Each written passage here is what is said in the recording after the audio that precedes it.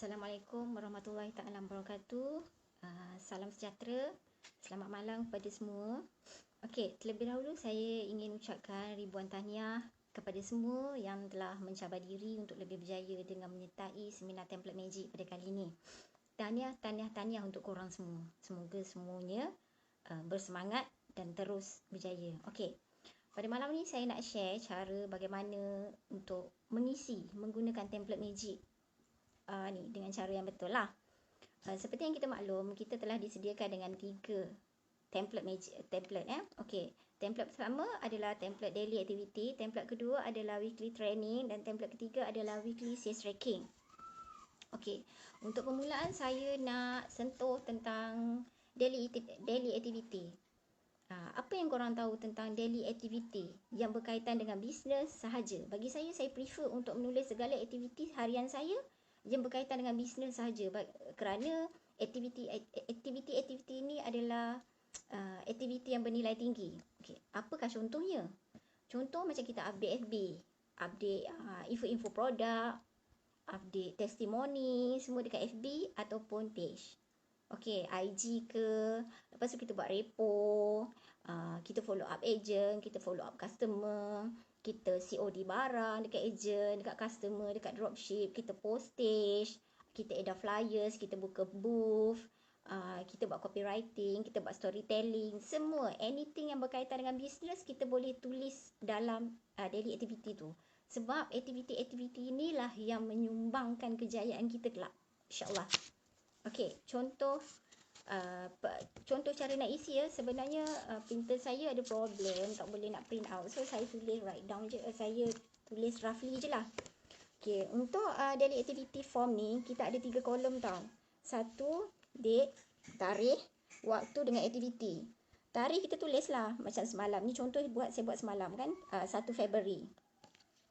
Waktu kita ada 3 sesi, pagi, petang dan malam. Contoh pagi saya buat aktiviti COD kepada customer.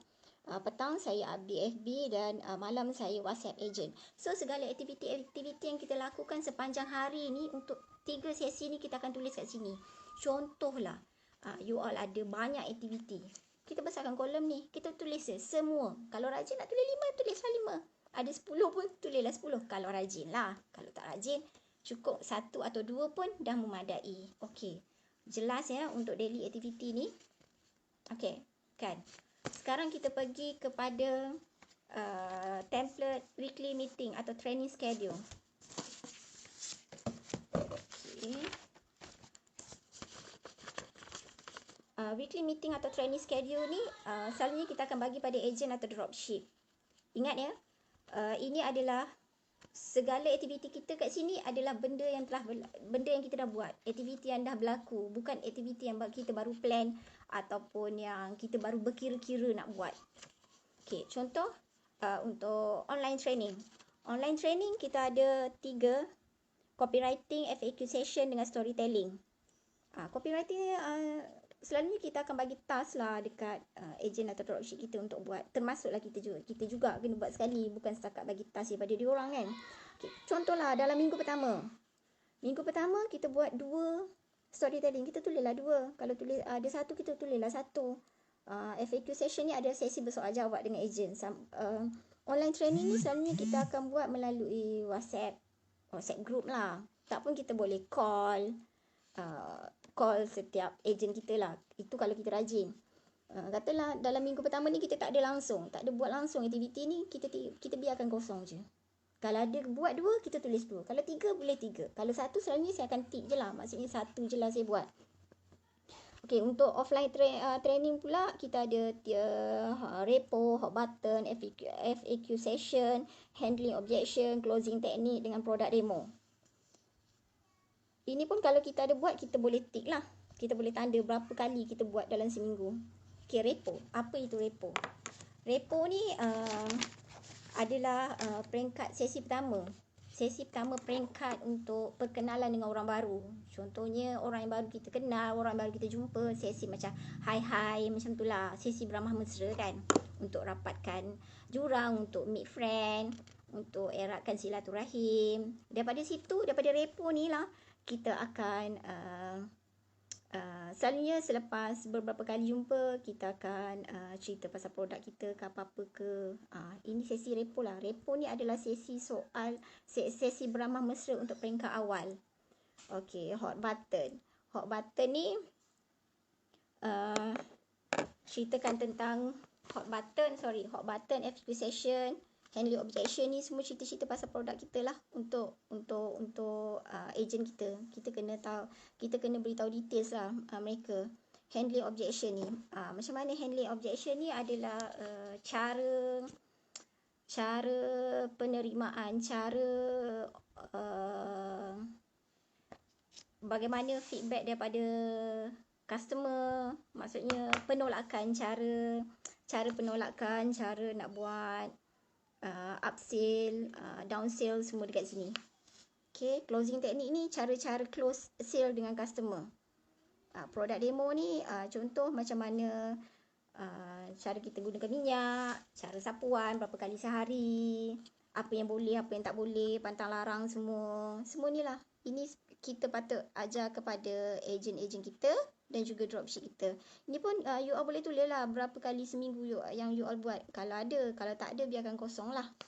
Okey, ini untuk weekly meeting training schedule. Clear ke laju sangat?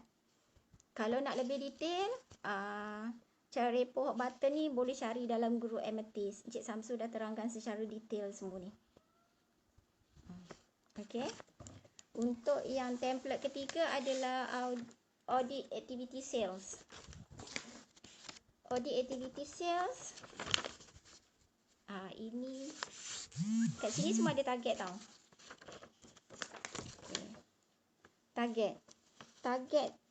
Contohnya target kita setiap hari berapa kita nak jual ke orang, berapa banyak kita nak jual, berapa banyak kita boleh jual ke orang. Ni per day. Kata kalau sehari sehari you bolehlah tulis satu. Maksudnya kalau okey, contoh kat sini saya tunjuk kat sini tak ada tau. Maksudnya kita seminggu kita target cuma 3 orang je. Bila kita target seminggu 3 orang divide by 7 tak dapat apa-apalah kan. So tulis je lah NA. Okey, untuk per month yang ni kita dah target 3 orang seminggu. 3 orang seminggu bermaksud per month kali dengan 4 minggu. 3 kali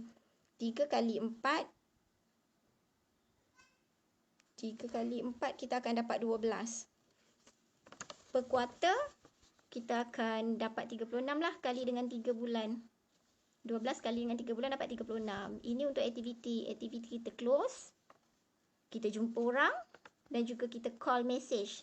Meeting and training. Meeting and training ni kita boleh ambil daripada yang weekly meeting training kat sini lah. Total kat sini kita boleh letak kat sini.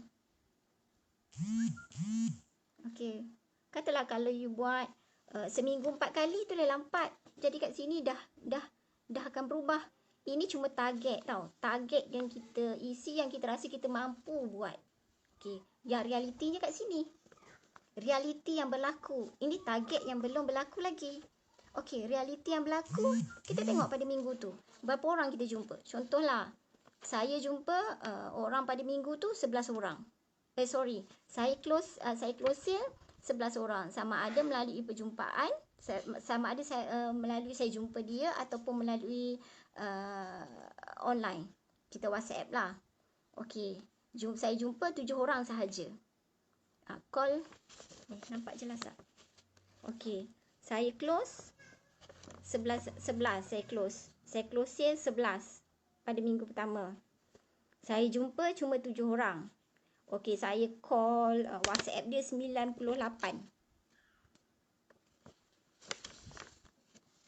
Okey.